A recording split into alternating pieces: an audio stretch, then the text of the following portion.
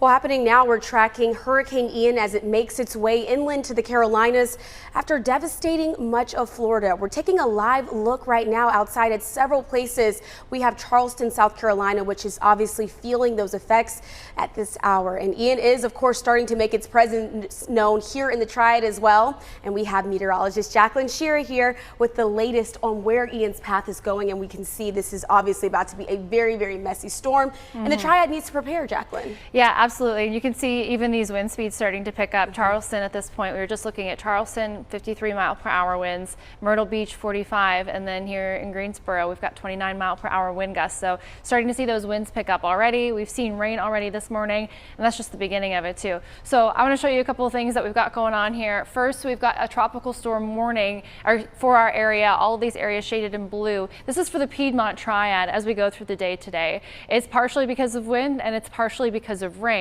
That wind side of things is also taken care of by a wind advisory in the mountains and the foothills.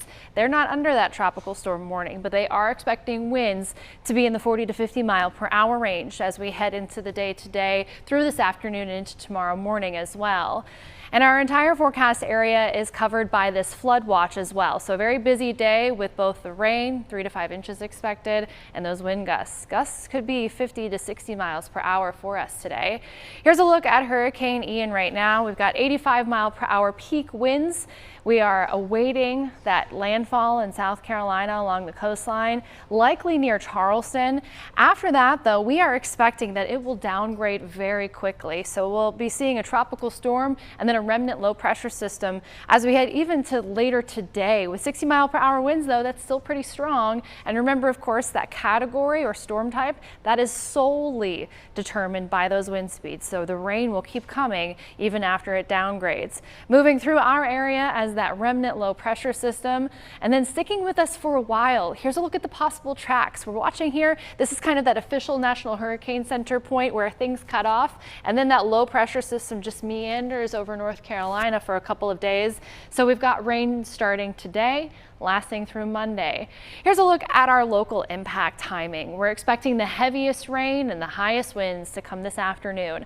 Overnight, still some heavy rain and strong winds. They'll continue through us overnight into Saturday morning. And then Saturday morning, we'll head to see some scattered showers as we head through that time frame. We'll take a closer look at some more of those impacts that we're expecting. Christina?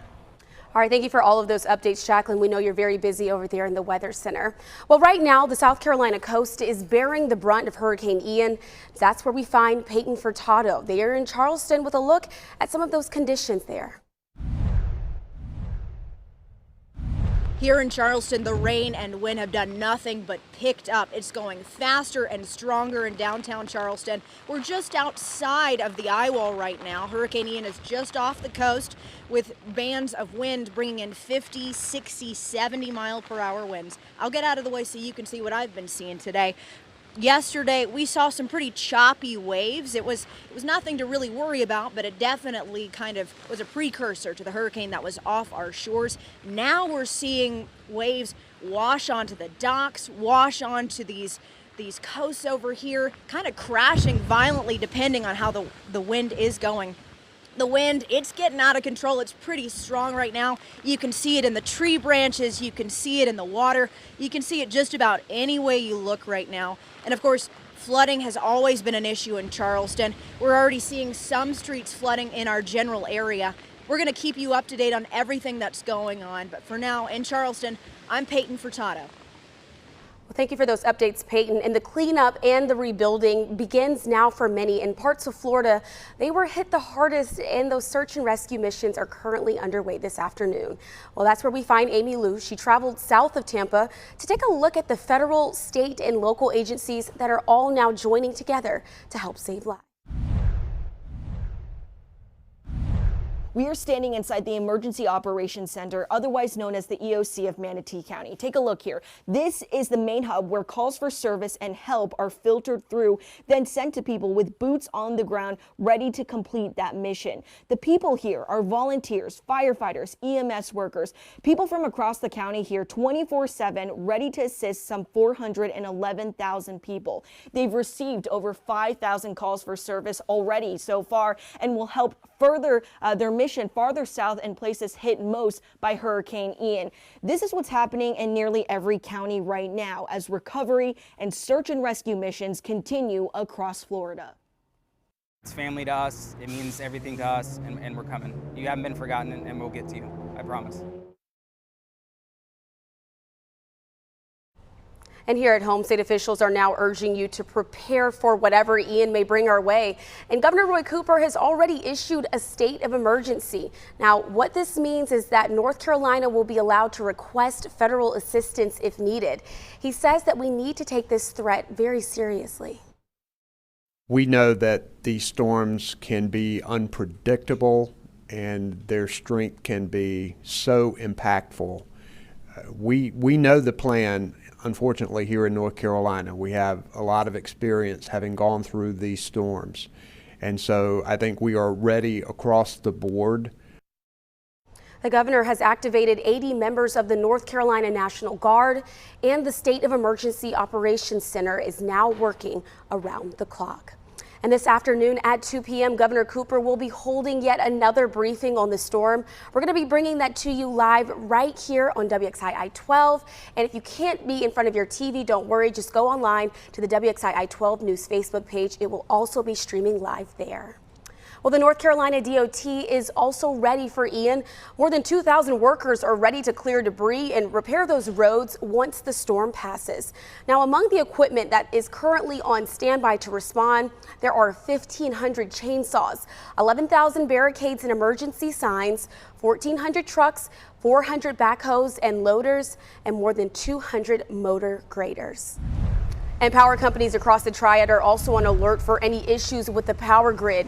Now, we did find this Duke Energy crew making repairs on Germantown Road in Forsyth County. As you can see, those power lights are traffic lights are already blinking at this intersection. So it's nice to see them getting a jump on getting those things fixed.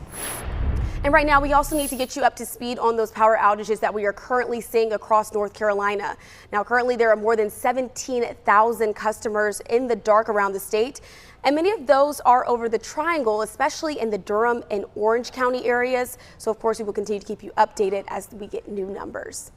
And Duke Energy is also watching Hurricane Ian's path very closely to see where those power outages could possibly occur. And earlier this morning, we spoke with Duke Energy spokesperson Jeff Brooks to find out what to do if you notice any downed power lines in your area. Here's what he had to say.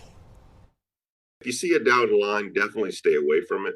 Always assume that the line has power on it. The ground is going to be wet. That power line can conduct electricity on the ground. Typically, when they come down, they're not energized, but that's not something we can take a risk. You need to stay away from them.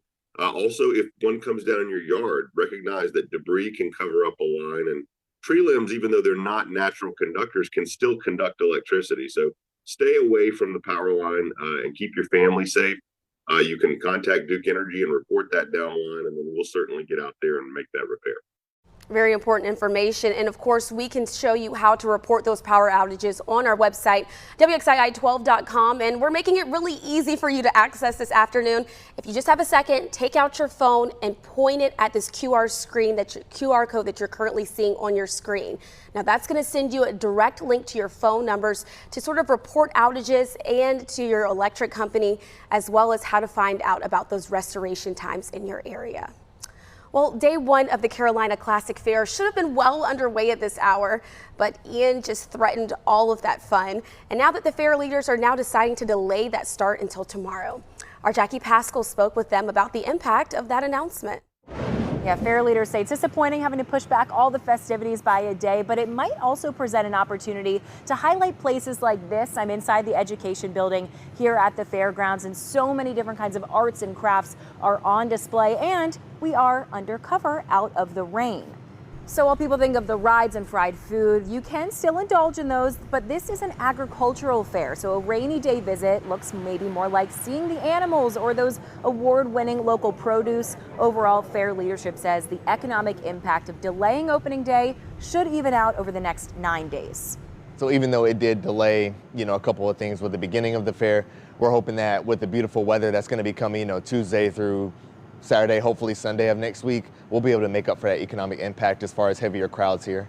the fair's been around for a long time, and we've seen a lot come and go as far as the weather here at the fair. So it's a necessary adjustment, and we had to do it for the safety of our patrons. So it's not something we're frustrated about. It's just a little adjustment we had to make, and we're really excited for the rest of the fair.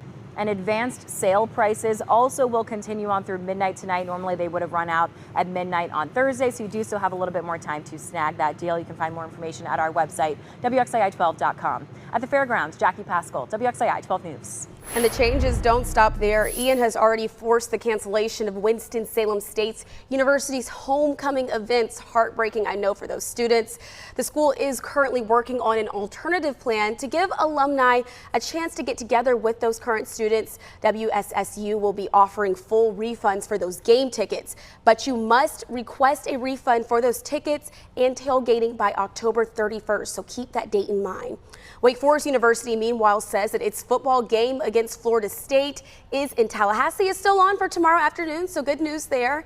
WFU Athletic Director John Curry says that for those contests, for those other sports that are set to happen here in Winston-Salem will still be played as well, though he adds that some of those chimes have been adjusted to keep up with the storm. And of course, we're going to continue to be tracking Ian on air and online. If you need to stay up to date on everything, you can do so easily by pulling out your camera on your smartphone now. Hold it up to this QR code on your screen, and you'll be taken directly to our online coverage. Well, coming up next, we're just getting started over here on WXII 12 News at noon on Hurricane Ian. We are going to have another look at the effect that the storm is now having on the coast of South Carolina.